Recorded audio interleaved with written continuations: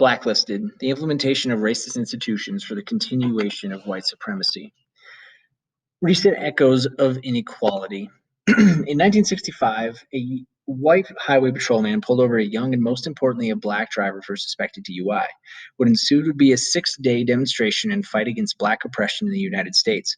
The town in particular, Watts, is still a poor black neighborhood in the outskirts of some of the wealthiest areas in the U.S. An investigation issued by California governor found that the riot was a result of the Watts community's long-standing grievances and growing discontentment with the high unemployment rates, substandard housing, and inadequate schools.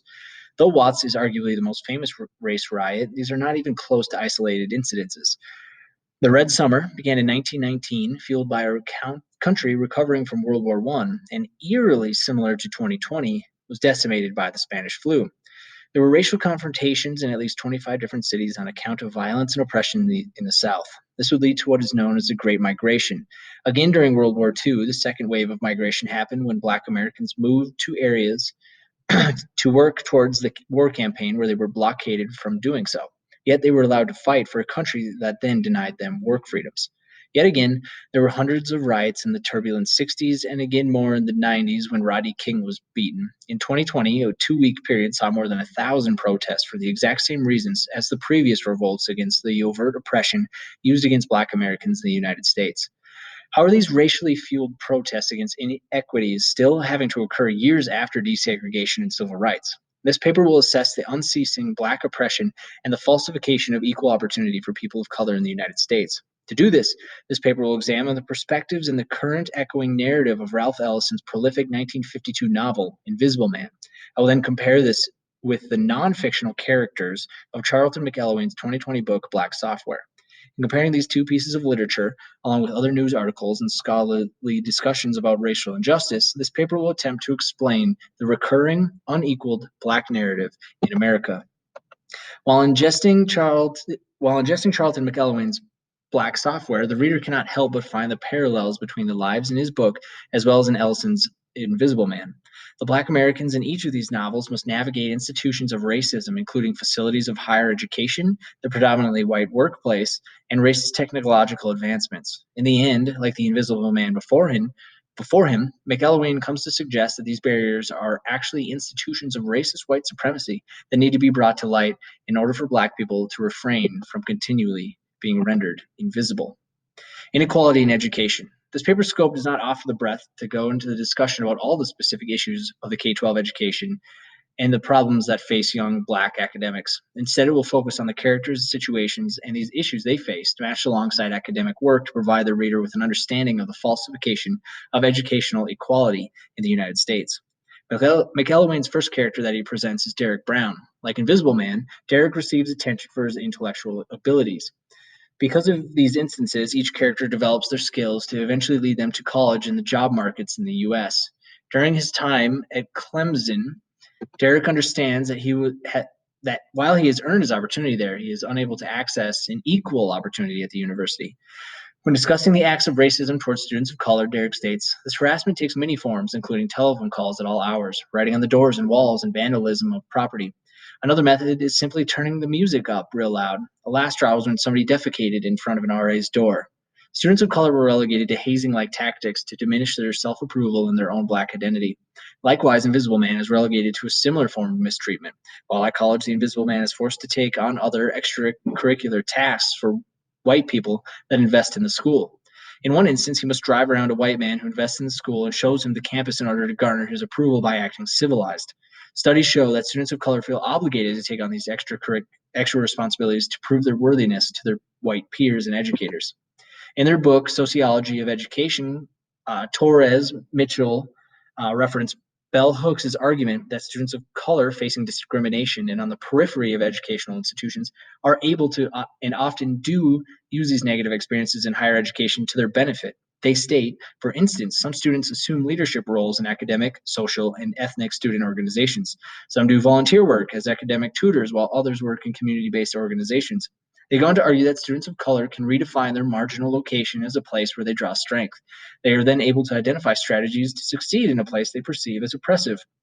I would argue that this is another racial barrier that students of color, in particular Black students, are forced to overcome that their white colleagues would not be forced to endure. These students described must take on extracurriculars to provide some sort of solace or proof to their white colleagues and professors about their own abilities and worthiness. On the flip side, white students' academic standing due to affirmative action is not called into officiality, and they do not feel the obligations of proving worthy academic standing. Both Derek and Invisible Man were forced to live within an intimidating racial climate, one not conducive to learning or living. Furthermore, to solidify this argument, in their article, Diamonds on the Soles of Their Boots, Amoka and Smith show that students in predominantly white run higher educational institutions felt discriminated against, invisible, and left out of the college system. They reported that some professors had low expectations of them and showed that little interest in their academic journey. They go on to conclude the students' narratives in this study highlighted incidences of isolation, lack of support, and doubt of academic capabilities. These students reported being exhausted as they had to continually prove their intellect. These students were like Derek and the Invisible Man, not accepted into their peers' white community of academics without having to go an extra mile. These extra barriers in the highly technological, highly informed institutions of education are just one example of the invisible barriers set up to create inequities in the systems that control our country. The institutions of education, workforce, technology, and so on were not created with or for people of color in mind. Therefore, they are always on the periphery of inclusion and equal access to success, and are inevitably forced to break down or hurdle systems of white privilege in the United States. Like the Invisible Man, Derek would find himself unable to fully navigate, as assumed by Mitchell and Torres, the white dominating structures of oppression. These students are forced to either prove their academic worth through predominantly white teaching staff and climb extra academic steps, or like Invisible Man, understand the inadequacies of the term equality and spend their life fighting against its lies or being crushed by its oppressive thumb. Not only do these characters see racial oppression in institutions of higher education, but they also see them in the systems of inequality in their working professional lives as well. The majority of Ellison's novel is the protagonist's experience in New York and specifically Harlem. Here he gets various jobs and highlights the different aspects of Black and American life in the early 20th century and the Second Migration. Black Software follows Derek and other Black Americans as they maneuver over racial barriers in the career field of technology. When the Invisible Man is traveling to Harlem, he discusses institutionalized or systemic racism with a vet on the bus. The vet describes people promoting white hegemony as the same they always mean, the white folks, the authority, the gods, the the fate, circumstances, the force that pulls your strings until you refuse to be pulled anymore. The big man who's never there where you think he is. He is, of course, describing the white stronghold in every aspect of society. These racial invisible barriers were constructed to enforce white privilege. Ellison knew that despite moving to a city that is known for its freedoms for Black individuals, that freedom is better practiced in theory than based in any sort of American reality. Ellison's article, Harlem is Nowhere, describes this very thought. Ellison states he surrenders the protection of his peasant cynicism, his refusal to hope for the fulfillment of hopeless hopes, and his sense of being at home in the world gained from confronting and accepting, for day-to-day living at least, the obscene absurdity of his predicament. Ellison understands this falsification of equality as a way of masking Black Americans' obscene predicament. He argues that Harlem and equal opportunity was a facade and that allowed people of color to forget their hopeless hopes and the realities of inequality in the most free areas of the United States. These thoughts are mirrored in the Harlem Renaissance works like Langston Hughes' poem From Mother to Son, where he describes a metaphoric staircase of the unprivileged Black person in the United States. In this poem, people of color are forced to ascend a rickety, sliver-laden set of unkempt stairs, whereas the poem implies that white people ascend a marble staircase without any form of physical or mental barriers. Furthermore, this detestation of Harlem and its unreality is seen in Ellison's work when Invisible Man gets to Harlem and he loses all sense of his identity. His first job is working for Liberty Paints, where they manufacture the color optic white, which covers the country's monuments. An obvious allusion to being white translates to being visible, and having access in the country and being Black requires you to be illuminated, which I will discuss later in this essay. Invisible Man, while having the freedoms to secure a job in New York, realizes but does not acknowledge the fact that everything he's working for accumulates wealth and access to power for the nation's whites. He was only able to secure the job because white people were picketing for labor laws. Professor Pinckney discusses my understanding of false equality in his book, The Myth of Black Progress, where he describes a careful analysis of the present status of Afro Americans reveals that since the citizenship gains of the civil rights movement, there is now an attempt to exaggerate these advances and in some cases to reverse them. Essentially, what the professor is arguing is that white privilege is not something white people are willing to give up. While there have been advances in the lives of Black Americans, their situation is inflated in order to halt progress. Pinckney describes this advancement as something that is guarded against so that whites can enjoy their easier access to wealth and power. Early in his novel, Pinckney describes a cyclical narrative that has repeated itself after the Reconstruction through segregation, which then ingrained itself to be an integral part of the American way of life.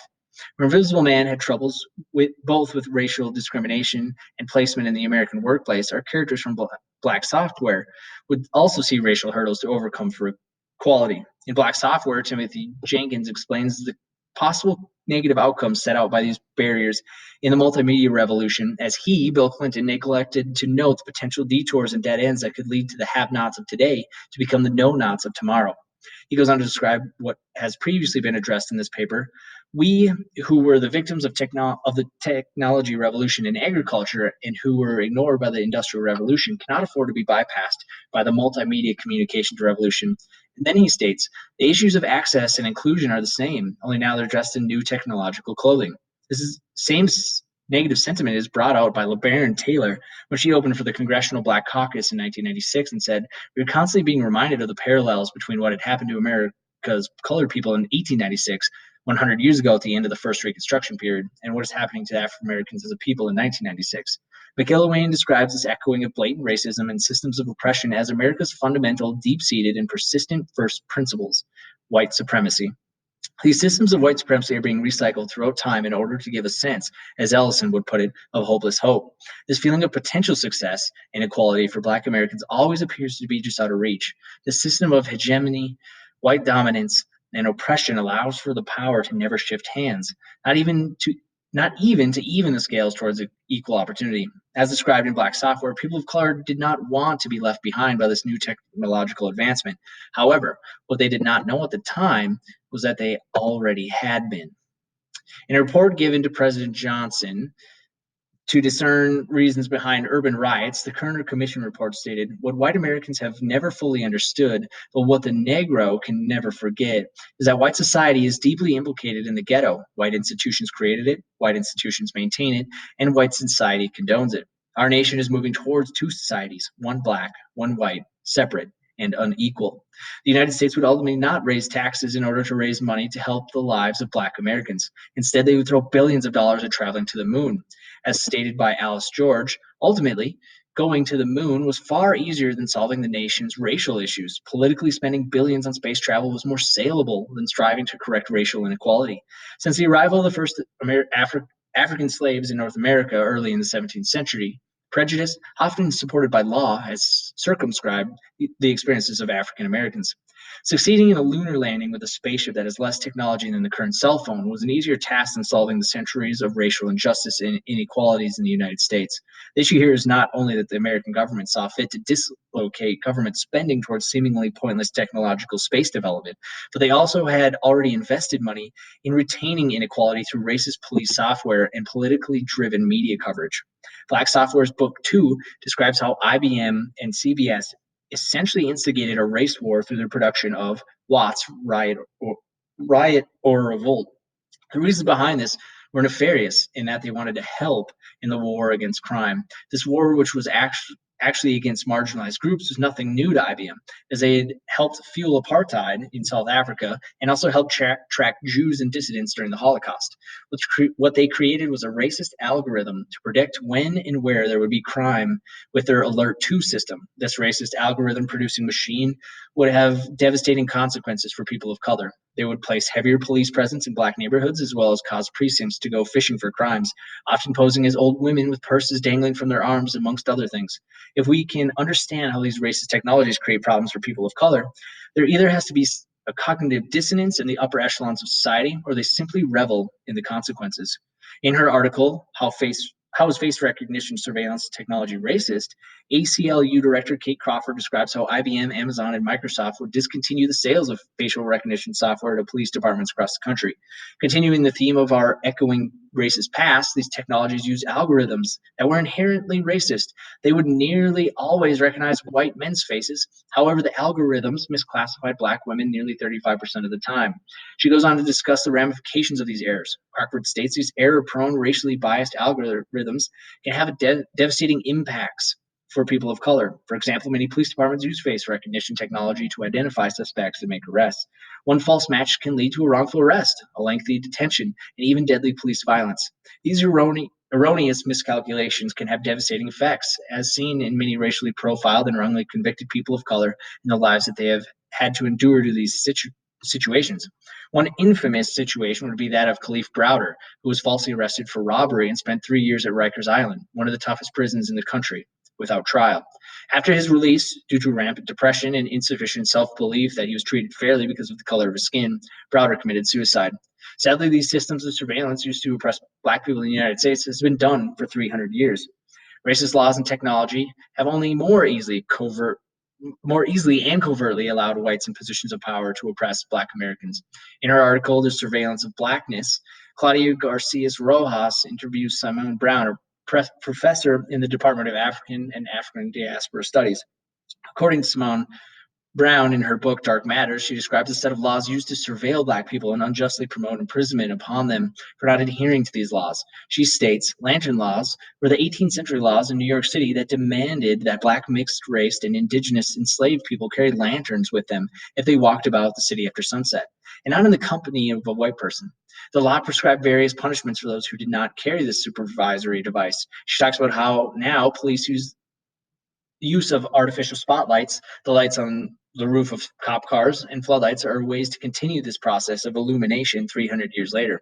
The use of technologies and exclusionary treatment are nothing new in the United States. This paper illuminates just a few examples of these systems to further oppress Black Americans. These systems of racism are hidden in plain sight. They are embedded in institutions like education, policing, laws, places of work, and of course, our own government. The only way to rid ourselves of these institutions of racism is to highlight them in every aspect of our lives and to tear down the barriers that do not allow Black Americans to find true equality. I find it extremely important that McElwain ends his novel with the chapter titled Digital Technology, Our Past is Prologue. The Invisible Man is like the students described at the beginning of this writing in McElwain's book, On the Periphery of Society. The novel begins at the ending. In order to fight against white supremacy, he must take a note of his past in order to defeat it. On page 6 of the novel, the Invisible Man states, but that's getting too far ahead of the story, almost to the end, although the end is in the beginning and lies far ahead. Like the Black lives in America and the lives within both of these books, there's an echoing of circumstance and a past that can work as a beginning to a future. At the end of Invisible Man, our narrator is currently reduced to siphoning power from the symbolic company called Monopolated Light and Power. This company is a clear reference to the hegemonic societal system of oppression instituted in the United States. The Invisible Man lives beneath a building rented only to whites in a room that is filled with lights. He claims that light is truth and truth is power. The lights that fill his room are illegally lit as he is not paying the monopolated light and power. He also claims to be using old light bulbs that are more expensive to operate. He has discovered that taking what power he can from the monopolated light and power is his only opportunity to take back what has been stolen from him, his identity, time, past, and his individual power. Instead of attempting to take the negative and turn it into a positive for people of color, I believe that the only success we can have as a nation is to look at the past, the present, understand the systems of racism built in order to oppress Black bodies in the United States, and do everything in our abilities to destroy these structures. We must siphon our own bits of light from the monopolated light and power that is the continued access to privilege not afforded to the people of color in the U.S. Or better yet, shine that metaphorical light into the faces of those who are continuing to allow racial inequities through the use of tools that should push us towards reaching equality. Perhaps when looking at the last year and the thousands of protests against racial inequality, one can perceive the antithesis of Ellison's hopeless hope in the fact that most of the recent riots are optically much different. Whereas in the past, these riots against systemic racism were fought for by only Black Americans. Maybe technology, greater access to more diversified education, and reverse surveillance have led to these demonstrations being distinctly more and more interracial. Like the Invisible Man, conceivably, in order to rectify equality, we will have to use their own power against them.